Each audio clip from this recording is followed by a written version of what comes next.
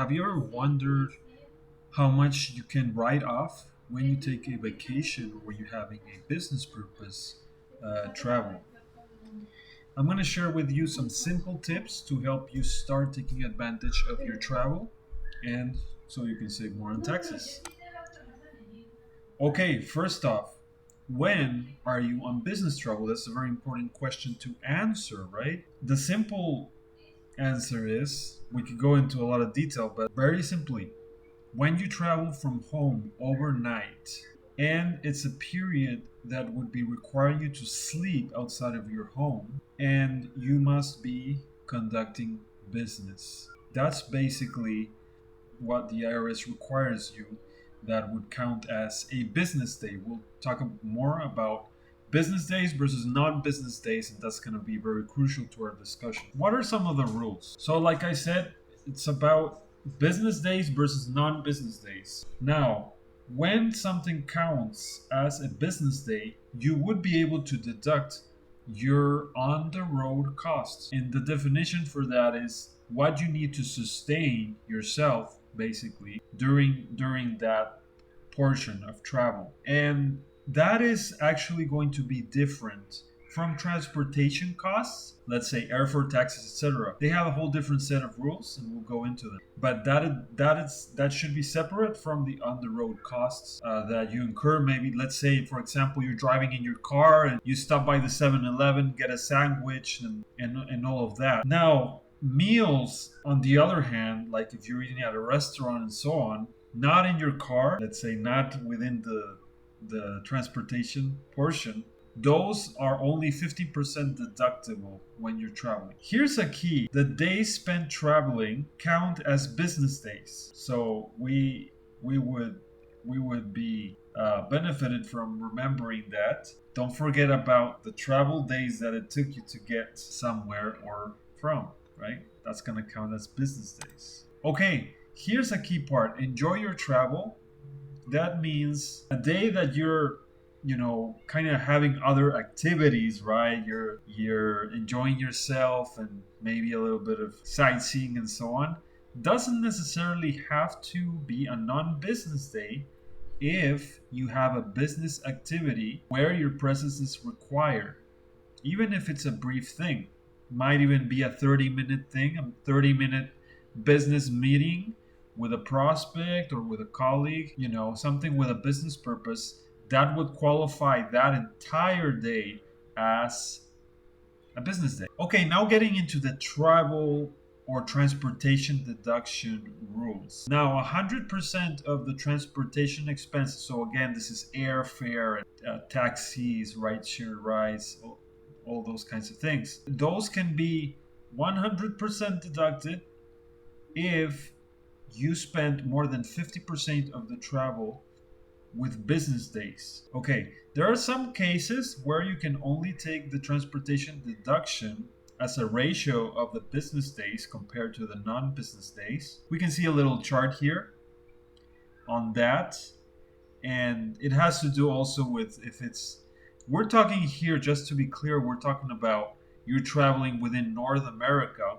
because foreign travel, it's a little harder to show that the business purpose for those, and that it was definitely something that is something to really improve your business, and it's harder to prove to the IRS that or to show that those deductions are valid. Briefly, just getting into some of the tips to boost your travel deductions. Now, here's a good one.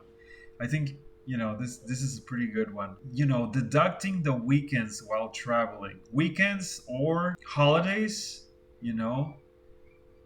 government recognized holidays. Those you can count as business days, even if you're not doing any active business. If you sandwich it, let's say you on a Friday it's a business day for you, and then on a Monday it's also a business day, that weekend of your whole travel will count as business days. So the Saturday and the Sunday will count as business days. So that's a good one to use. Now, here's another thing: attending conventions, seminars. So, of course, it must be the business purpose. It must be advancing your business, and in general, you must spend more than 4 hours of that convention seminar in order for it to count as a business day. Now, just on that note, because otherwise I'll forget. Also, education. If you are taking some kind of courses out of town to advance your profession or your business or your trade, that will also count, and you can also count that as travel. And of course, you can use them as business days.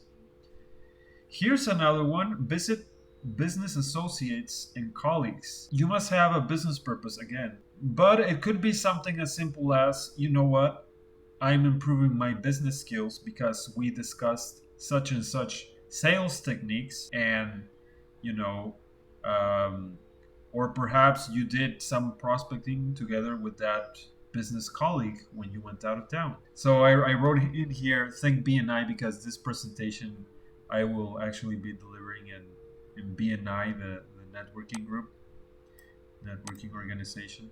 But yeah, that's a very useful system there to implement and to take advantage of this particular tip. Okay, and you can also, if you have a real estate investment out of town, even if it's managed, if you have like a property management company in there, well, you need to check on from time to time. You need to check on your property. So that's a good way to also utilize more, travel deductions when you're overseeing some of your real estate investment in this example. So that's it. It's very brief. I didn't go into very many details, but of course that's something reserved for once you're getting into those things, we can definitely have a discussion there.